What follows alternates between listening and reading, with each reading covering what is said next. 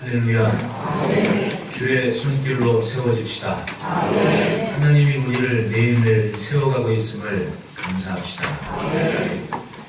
몇 주 전에 대만에 지진이 있었다고 합니다. 그때 뉴스에 나오는 장면을 봤더니 큰 빌딩이 무너졌는데 무너졌다기보다도 옆으로 쓰러졌습니다. 쓰러졌는데 깜짝 놀랄 일이 벌어진 겁니다. 건물을 세울 때 철근을 잘 배열을 하고 규격에 맞게 철근을 배치하고 콘크리트를 타설해야 되는데 양철통을 넣어놓은 거예요. 흔히 지진이 왔을 때 건물이 옆으로 휙 넘어졌는데 벽 속에 철근이 있어야 될 벽이 양철통으로 채워져 있습니다. 난리가 났습니다. 사람도 많이 죽고 많이 다치고 그런 겁니다. 뼈대가 부실하니 그냥 넘어질 수밖에 없었던 겁니다. 사람을 세우고 또 조직을 해 나간다는 것은 바로 건물에 뼈대를 세우는 것과 똑같습니다. 뼈대가 튼튼해야 건강할 수 있는 겁니다. 오늘 본문의 예수님은 많은 제자들 중에 12를 택하셔서 사도라고 칭하셨다고 합니다. 많은 제자가 있었습니다. 그런데 그 중에서 12를 따로 세우셔서 다른 제자들은 말씀을 가르치신 이후에 다 집으로 돌려보낼지라도 이 12는 항상 주님 가까이 주님 곁에서 먹고 마시고 잠자고 함께 생활하시면서 예수님을 배우게 했습니다. 왜 예수님을 배우게 했습니까? 주님이 계시지 않은 그때 주님의 소중한 뜻이 멈추지 않고 하나님의 일이 이루어지는 것을 기대하셨기에 예수님은 사도를 세우셨고 지금 눈으로 보기에 부족하고 모자랄지라도 장차 그들을 통해 이루실 영광스러운 교회의 미래를 보고 계셨기에 그 소원과 열매를 품고 12사도를 세우셨던 겁니다. 여러분, 뼈대가 튼튼하다는 것을 다른 말로 얘기하면 건강하다는 겁니다. 따라합시다. 건강하면 잘 자란다. 그렇습니다. 건강해야 잘 자라는 겁니다. 시대의 교회는 그리고 우리는 건강한 교회로 서기 위한 그런 열정과 열심이 식으면 안 됩니다. 늘 노력하고 고민하고 기도하면서 시대의 건강한 교회의 모습을 지켜야만 됩니다. 그것이 하나님 보시기에 합한 교회의 모습일 것입니다.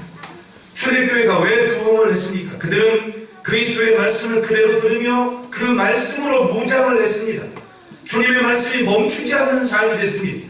예수님은 승천하셨어도 예수님이 하신 말씀은 시대의 교회의 삶을 통하여 모든 곳에 충만토록 펼쳐지고 있었습니다.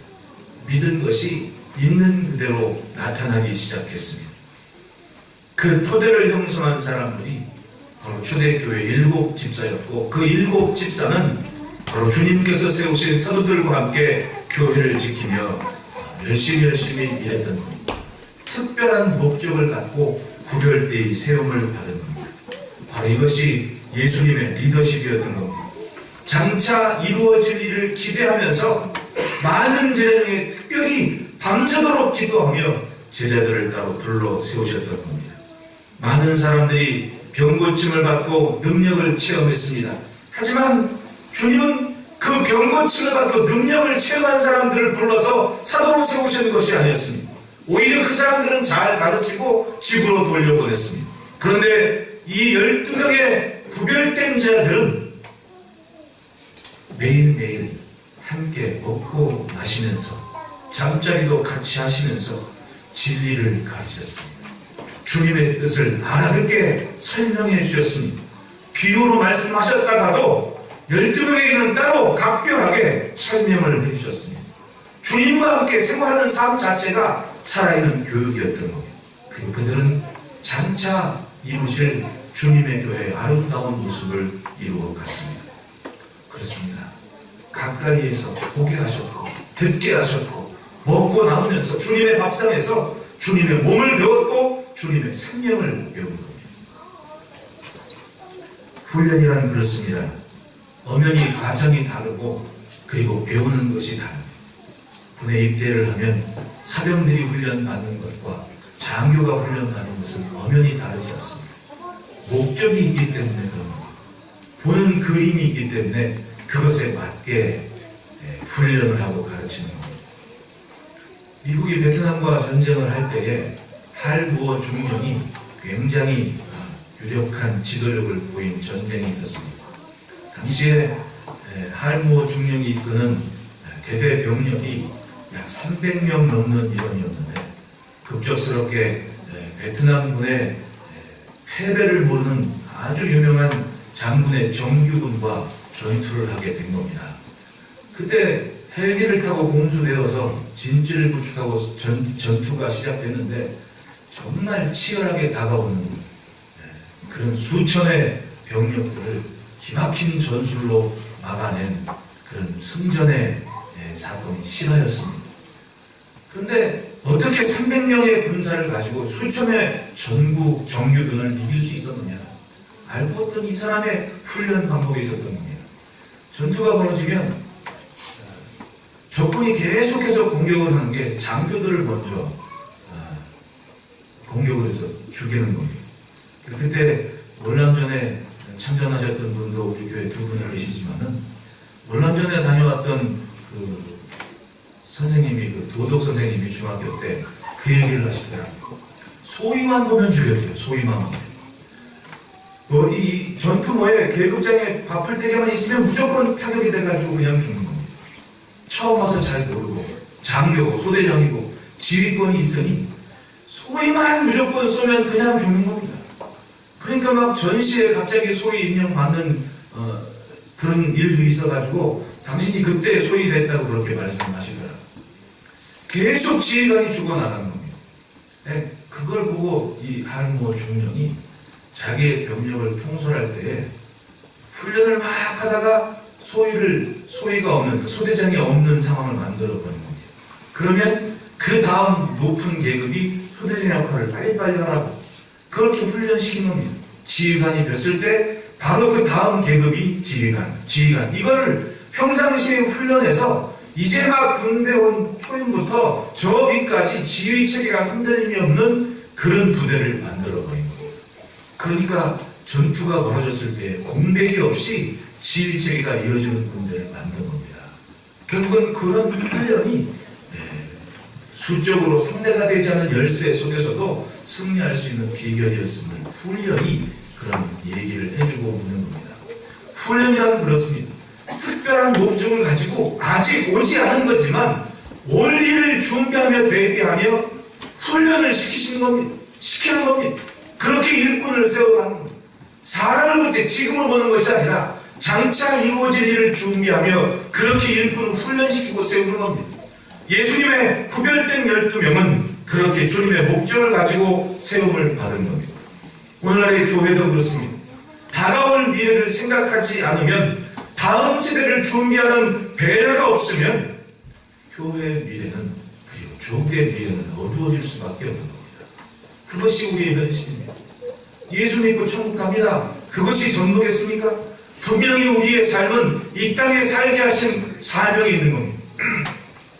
대한민국은 그렇게 시작된 겁니다. 도산 안창호 선생님이 언더우드 선교사 친구처럼 그렇게 지냈다고 하지 않습니까? 그 언더우드 선교사가 목사님이 친구에게 미국을 가서 공부를 하라고 그래서 어렵사리 배를 타고 여기저기 돌아서 샌프란시스코에 도착을 해가지고 미국 생활을 시작했는데 그분이 품은 뜻이 인터뷰한 기사가 최근에 발견이 돼가지고 우리 신문에 나왔더라고요. 그 당시부터 지금까지 발간되고 있는 이 서부 지역의 유력한 일간지역 인터뷰를 했는데 거기 그 안창호 선생님이 그런 말씀을 하셨습니다. 한국에 대해서 이야기를 하라고 하니까 한국은 우물한 계곡이요 아직도 귀신을 섬기는 나라입니다. 여성들이 천대받는 나라입니다. 그 인터뷰 대목에 그런 대목이 있습니다. 시대의 어른으로 본 자기의 조국은 아직도 귀신을 섬기는 귀신 아래에 있는 나라였다. 그러면서 그분의 소원이 어떻게든 내 눈으로 보이는 이런 발전된 문화와 교육을 내 나라에 가지고 가고 싶다. 그래서 그분이 초등학교에 들어간 겁니다. 20세 넘는 나이에 미국 초등학생들하고 같이 공부를 하는 것이 신기해서 신문사에서 취재를 나왔던 겁니다. 어떻게 하든 이 좋은 교육 시스템을 가지고 나는 내 나라로 돌아갈 거라고 한 젊은이의 기백이 미국 사회에 관심을 갖게 됐던 거예요. 그렇게 공부를 시작하신 분이에요. 그분의 마음속엔 하나님의 은혜로 시작되는 대한민국의 미래가 있었던 거예요. 그렇게 지금 우리나라가 펼쳐지고 있는 거예요. 역사가. 우리는 그것을 알아야 됩니다. 삶은 한 사람 한 사람 다른 모습으로 살아가는 것처럼 보입니다. 우리들 그렇지 않습니까? 한 주일 내내 다른 곳에서 생활을 합니다. 그 믿음은 같고 하나님을 향한 소망은 같습니다. 그렇다면 시대의 모임을 갖는 이 교회의 우리의 모습은 하나님께서 이루실 일을 가슴으로 품는 사명의 삶이 되어야 하겠습니다. 우리 그렇게 미래 교회를 꿈꾸며 내일을 기대하는 소망을 품읍시다. 분명히 사망의 땅에 살지만 우리는 지금도 생명의 씨앗을 열심히 뿌리고 있는 겁니다. 주님이 뿌리시는 씨앗입니다. 그리고 그렇게 뿌려진 씨앗이 싹이 나기를 기다릴 것이고 기다리고 오래 참은 끝에 주님께서 원하시는 열매는 귀한 결실로 나타날 줄 믿습니다. 보십시오. 제자들을 불러 모으시고 주님은 여러 가지 씨 뿌리는 자의 비유를 말씀해서 밭을 이야기하지 않았습니까? 길가도 있고 돌밭도 있고 가시떨기밭도 있고 좋은 땅도 있는 겁니다. 그렇습니다. 그것이 주님께서 보시는 세상의 모습이었습니다. 하지만 좋은 밭을 준비한 모든 심령의 가슴에 뿌려진 주님의 씨앗은 오래 참음 속에 이렇게 은혜로운 결실의 때를 맞이하고 있는 겁니다. 우리 그 주의 은혜의 손길로 세워진 삶임을 감사하며 앞으로도 더 견고한 주의 은혜로 세워지는 삶이 되시기를 축복합니다. 지경이 넓은 사람은 바로 시야가 넓은 사람입니다. 보는 것이 있어야 됩니다. 주님은 분명히 그 시대에 제자들조차 사도들조차 보지 못했던 그것을 보고 계셨고 그것 때문에 그것을 위해 제자들을 준비시키셨습니다. 그것이 본문의 내용입니다. 그 모습으로 우리가 우리의 삶에 적용할 교훈을 살펴보면 첫째 따라합시다. 일꾼을 위해 기도하자. 12절 13절 같이 있습니다. 시작. 이때 예수께서 기도하시며 산으로 가사 밤이 새도록 하나님께 기도하시고 밝음에 그 제자들을 부르사 그 중에서 12를 택하여 하나님은 사람의 중심을 보십니다. 그리고 중심을 아십니다. 여러분, 예수님은 천지를 창조하신 그 말씀이었고 본질이셨습니다. 모든 것을 아시고 사람을 지으신 주님이십니다. 하지만 그 주님은 기도를 하셨습니다.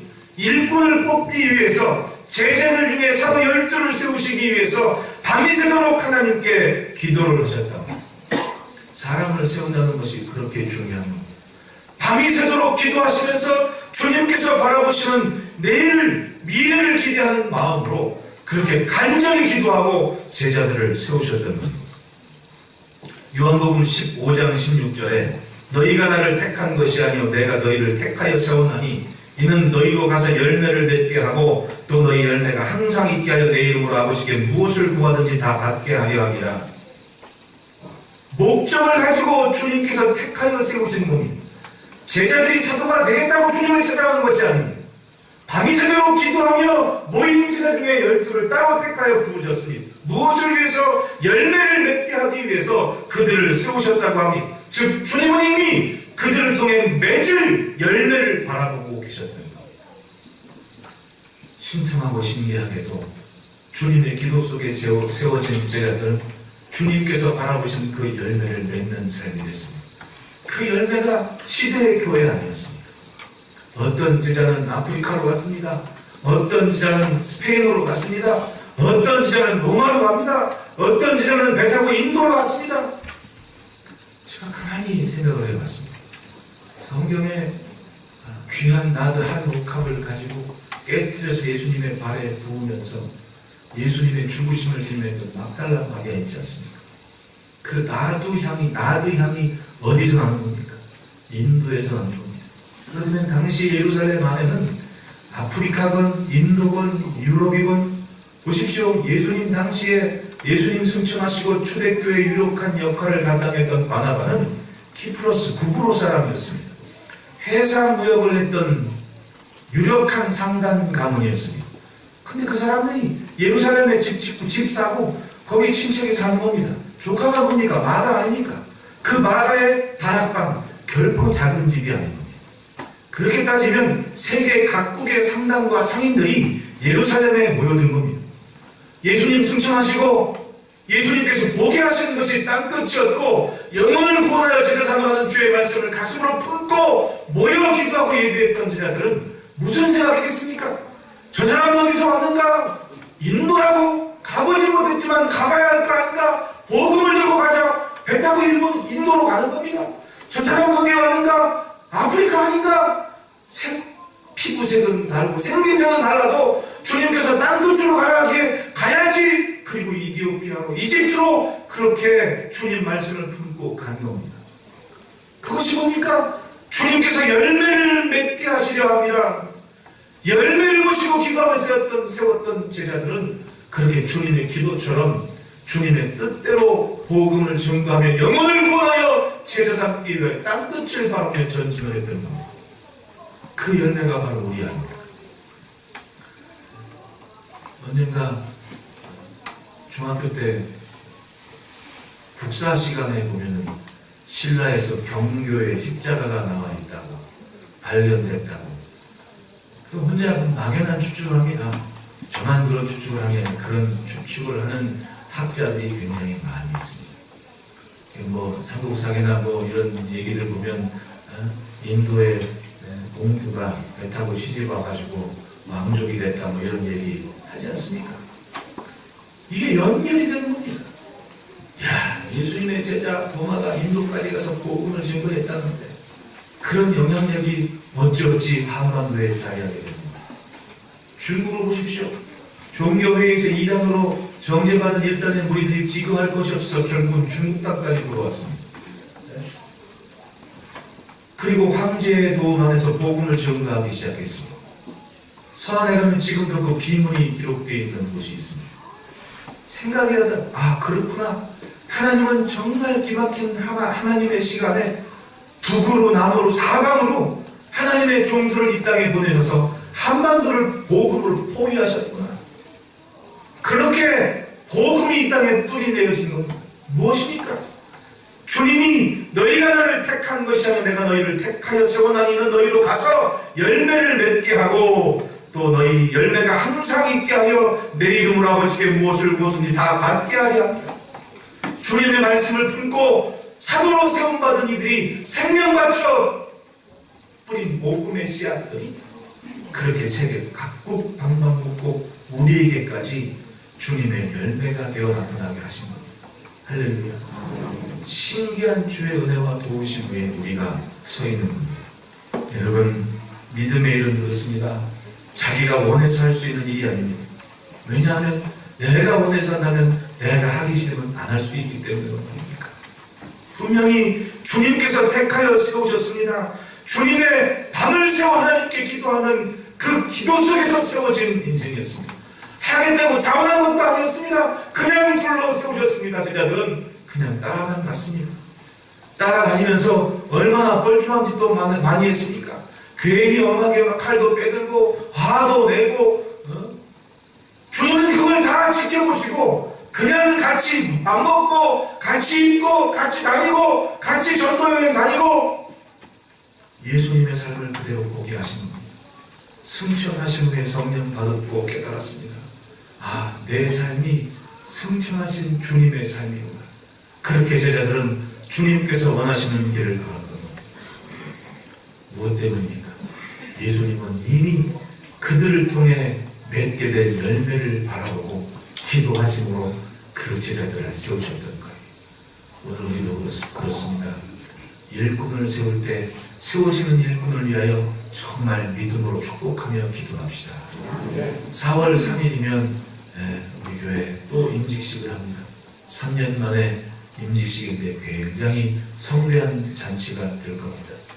여러분, 그냥 바라보는 것이 아니라 그들을 통해 열매를 기대하시는 주님의 마음을 품고 믿음으로 축복하며 기도함으로 세우는 그런 아름다운 교회의 모습을 가집시다. 그것이면 주님께서 원하시는 교회를 통한 더 귀하고 아름다운 미래의 열매를 기대할 수 있는 겁니다. 하나님의 뜻을 위해 구별된 일꾼을 정하는 시간, 세우는 시간입니다. 진정한 축복의 시간입니다. 예수님은 그것을 위해 기도하신 겁니다. 따라합시다. 우리의 기도는 땅바닥에 있지 않다. 간절한 믿음을 품고 열매를 기대하며 기도한 그 기도는 하나님이 흠양하시는 향기로 받으시는 아름다운 기도가 되는 겁니다. 땅바닥에 깔리는 것이 아니라 주님이 받으시고 하실 일이 있고 기대함이 있는 그런 소망의 결실로 나타날 줄 믿습니다. 분명히 다른 제자들과 같이 어설퍼 보이는 모습이 있었습니다. 하지만 장차 이루실 그 열매가 크기에 주님은 기도로 일꾼을 세우셨던 겁니다. 교회는 항상 기도함으로 그렇게 일꾼을 세워야 되는 겁니다. 둘째로는 따라합시다. 마음밭을 잘 지키자. 세움받은 삶은 마음을 잘 지켜야 됩니다. 14절부터 16절까지 제자들의 이름이 언급되어 있습니다. 이 제자들은 부름받을 당시에 다른 수백 명들과 똑같이 주의 가르침 속에 있던 사람들이었습니다. 똑같이 부족했습니다. 똑같이 연약했습니다. 모자람이 참 많았습니다. 여러분, 당시에 예루살렘에 있던 사람들과 갈릴리 사람들 한번 비교해 보십시오. 신약성경 복음서를 읽다 보면 예루살렘에 있는 사람들이 그 예수님의 제자들, 마가의 다락방에서 기도하는 그 제자들을 바라볼 때 저 사람들 갈릴리 사람들 아니냐 이렇게 얘기했습니다. 그 말은 촌 사람들 아니냐. 갈릴리 지역에도 나사렛 있지 않습니까? 나사렛 목수의 아들 아니냐. 그런 말들이 알고 보면 예루살렘 사람들이 비웃는 단어였던 겁니다. 즉 시대에 똘똘하고 중심이 될 만한 사람들은 전부 예루살렘에서 종교인이 되어서 메시아를 기다리고 있는 사람들이었습니다. 그런데 하나님의 아들이 이 땅에 오셔서 그렇게 기대함을 갖고 살아가는 시대의 중심에 있던 성전에 있던 사람들이 아니라 그 사람들에게 무시받는 고기 잡고 또 의로움을 가지고 고민하던 그런 사람들이 모이는 곳에 가셔서 그들을 천국의 귀한 제목으로 사도로 세우시는 겁니다. 얼핏 말이 안 되지 않습니까? 그렇게 기도하면서 구별되게 자기의 삶을 준비한 사람이 아니라 여태 하루하루 먹고 살기 바빠 고기 잡는 그런 사람들을 예수님이 택하셔서 12사도로 세우시는 겁니다. 왜 그렇겠습니까?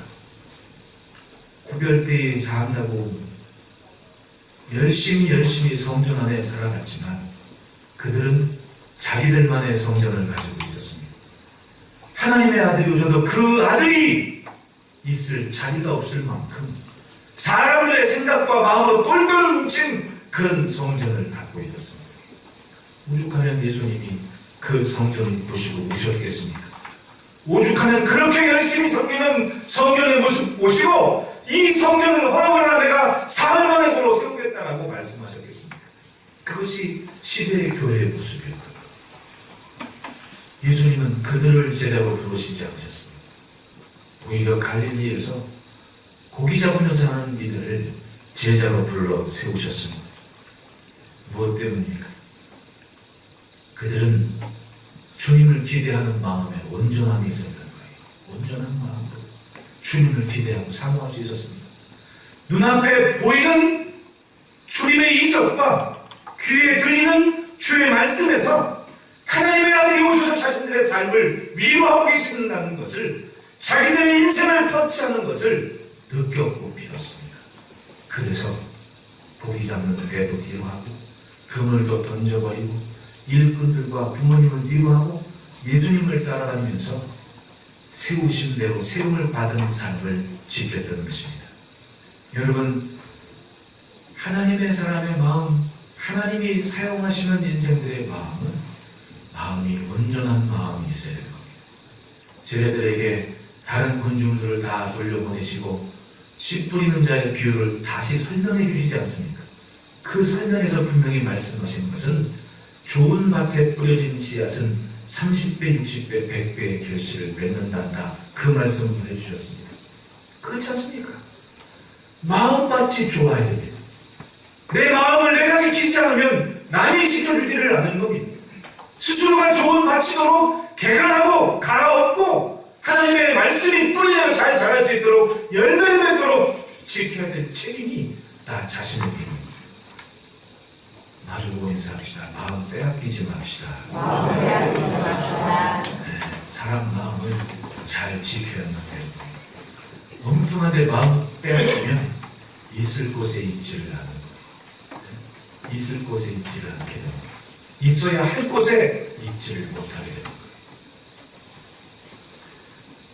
순전한 마음이 중요합니다. 똑똑하고 약은 사람보다 순전하고 바른 사람이 더 귀하게 쓰임을 받습니다. 욥을 보십시오. 하나님이 인정하신 욥의 모습은 온전하고 정직하여 하나님을 경외하며 악에서 떠난 자였습니다. 욥기 1장 1절에 말씀하고 욥기 1장 8절에도 그와 같이 온전하고 정직하여 하나님을 경외하며 악에서 떠나는 세상이 없느니라 라고 하나님께서 말씀하셨습니다. 그리고 욥기 2장 3절에서도 여호와께서 사탄에게 이르시되 내가 내 종 욥을 주의하여 보았느냐 그와 같이 온전하고 정직하여 하나님을 경외하며 악에서 떠난 자가 세상에 없느니라. 온전하고 정직한 마음을 가지고 하나님을 붙잡았습니다. 처절하게 몸부림치는 고난 중에 고통 중에 신음하는 욥에게 아내는 이렇게 얘기를 합니다. 그의 아내가 그에게 이르되 당신이 그래도 자기의 온전함을 굳게 지키느냐 하나님을 욕하고 죽으라. 이해되지 않는 아내가 욥을 바라볼 때도 하나님 앞에 그 온전함을 지키려고 몸부림치고 신음하는 그 남편의 모습이 정말 안 됐고 이해가 되지 않아서 어떻게 이 상황에도 그 온전함을 지키냐고 하나님을 욕하고 죽으라고 그렇게 얘기하고 도망가 버렸습니다. 그게 욥의 모습이었던 거예요. 마지막 순간까지 욥은 소원을 가졌습니다. 욥기 27장 5절에 나는 결코 너희를 옳다하지 아니하겠고 내가 죽기 전에는 나의 온전함을 버리지 아니할 것이라.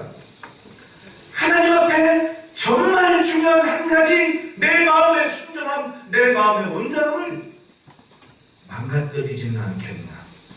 고난이 나의 마음을 빼앗아가지 않는다. 고통이 내 마음을 빼앗아가지 못한다. 하나님 앞에 온전함을 지키겠노라고 그렇게 자기의 중심을 지켰던 것이 욥의 삶이었고 그것은 하나님이 익히 알고 있었던 욥의 장점이자 욥의 믿음이었던 거예요. 마음을 지킨다는 것이 그렇습니다. 이것 때문에 마음이 흔들리고 저것 때문에 마음이 흔들리고 다 길가와 돌밭과 가시떨기와 같은 것 때문에 참 기막힌 이유 아닙니까? 땅이 굳어 사람이 밟고 다니니 즉 복음의 씨앗이 주님 마음이 전혀 그 마음 땅속에 스며들지 못하니 그냥 새가 와서 홀랑홀랑 다 말씀의 씨앗을 소망의 씨앗을 다 먹어버리는 겁니다. 마음이 돌짝밭이니 하나님을 향한 소망이 뿌려졌어도 사명이 뿌려졌어도 감당할 수가 없습니다. 뿌리가 내지를 못하고 깊이 뿌리가 내리지 못하니 해가 쨍쨍한 날 뿌리가 없으니 금방 말라 비틀어져 쓰러지는 가시떨기로 그리워져 땅이 그늘져 있습니다. 씨앗은 뿌리는데 뿌리가 내지 못하고 그늘지니 뭡니까? 세상의 죄의와 유혹이라고 그러지 않습니까?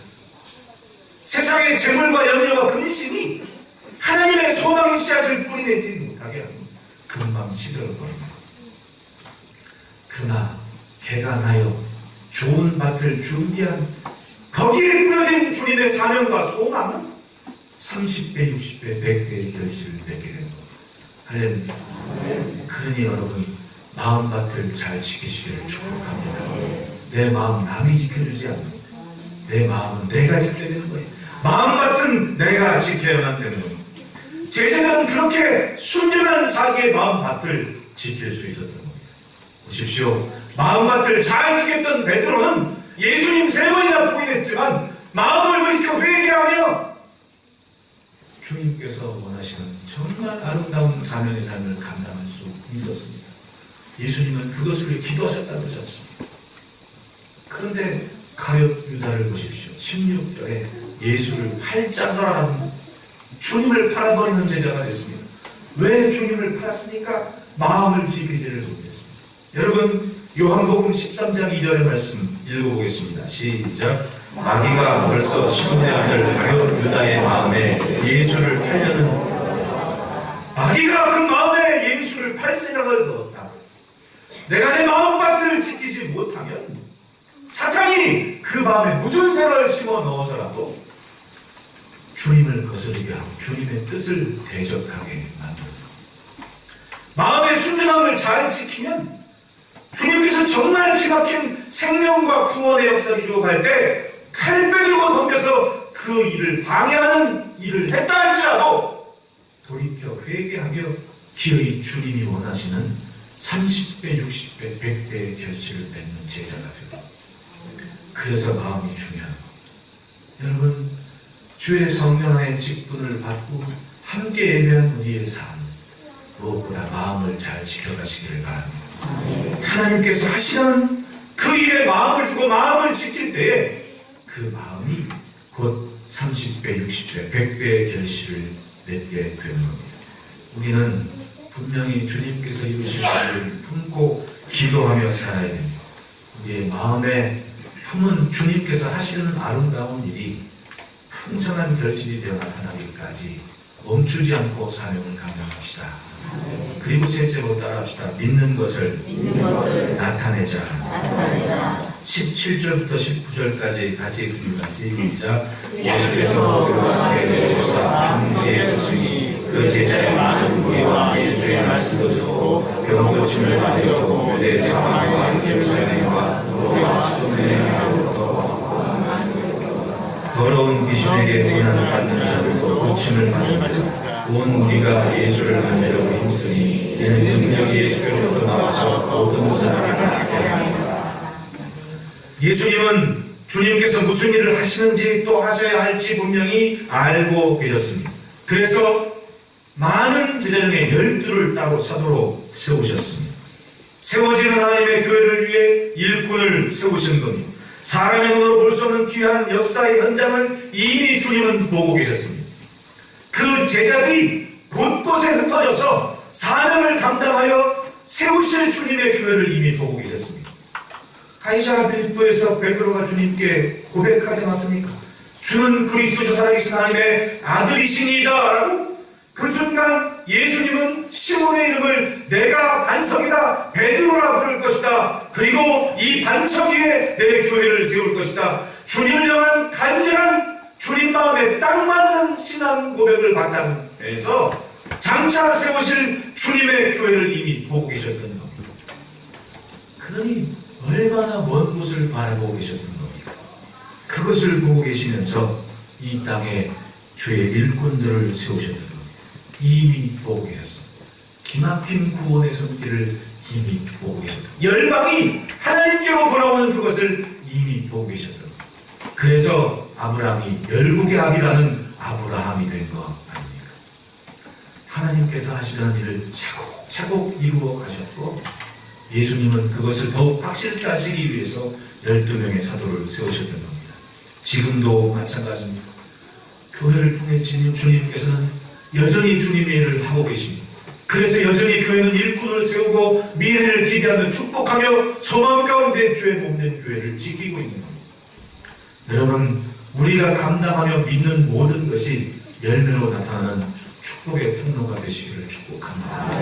참 은혜롭지 않습니까? 언젠가 무광복 씨 이야기를 듣지만 미국 선교사의 아버지인데, 아버지가 이 땅에 선교하러 오면서 이 땅에서 태어난, 인천에서 태어난 아들 이름을 광복이라고 지은 겁니다. 미국입니다.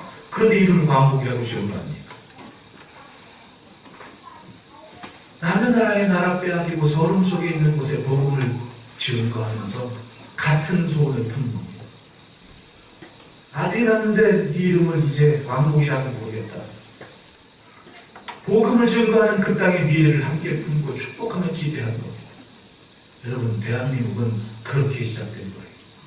남편 잃고 그 어머니가 47년 동안 교회 세우고 자식들 가르치고 제자들 키워내면서 임시정부 수립할 때 50명 중에 48명이 예수 믿는 사람들로 채워넣어서 건국을 법을 세우며 세우는 그 첫날에 하나님께 기도함으로 시작된 겁니다. 나라는 우리나라가 세워진 시작이 바로 복음의 출발점에서부터 시작된 것을 우리는 알아야 돼요. 세상이 인정하지 않더라도 교회는 그것을 알아야 돼요. 그 당시엔 예수 믿으면 독립운동했습니다. 그러니 어떻게 이 나라가 세워졌습니까? 어떤 선교사님이 그 말씀을 하시더라고요. 딱 제 마음에 와닿습니다. 고려가 불교가 중심으로 돼서 이루어진 나라였다. 조선이 유교를 중심에서 이루어졌다.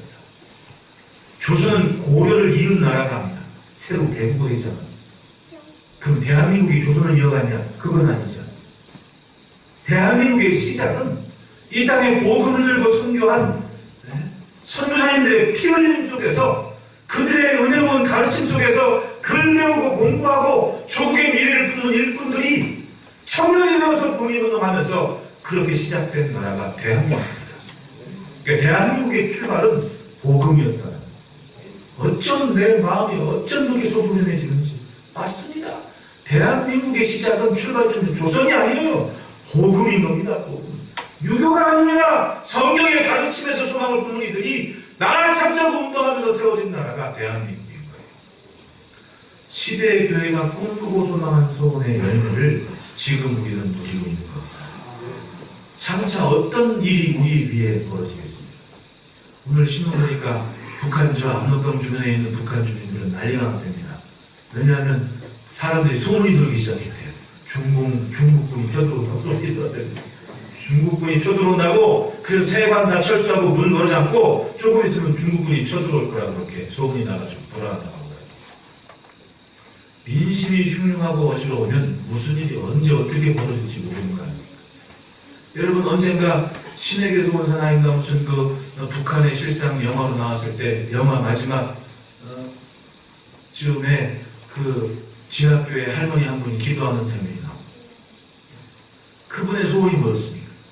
하루빨리 통일이 되게 하시고 작은 소리 녹조는 지금도 기도하고 있는 겁니다. 그것이 북한에 있는 교회의 간절한 소망인 겁니다. 우리의 기도를 들으시는 주님께서 그분들의 기도는 안 들으시겠습니까?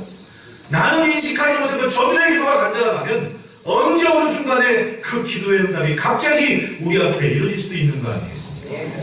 그러니까 우리는 하나님을 믿는 믿음과 신앙 안에서 굳건히 뿌리를 내리고 주님께서 이루실 일이 막힘없이 펼쳐지는 삶이 되어야 하는 겁니다.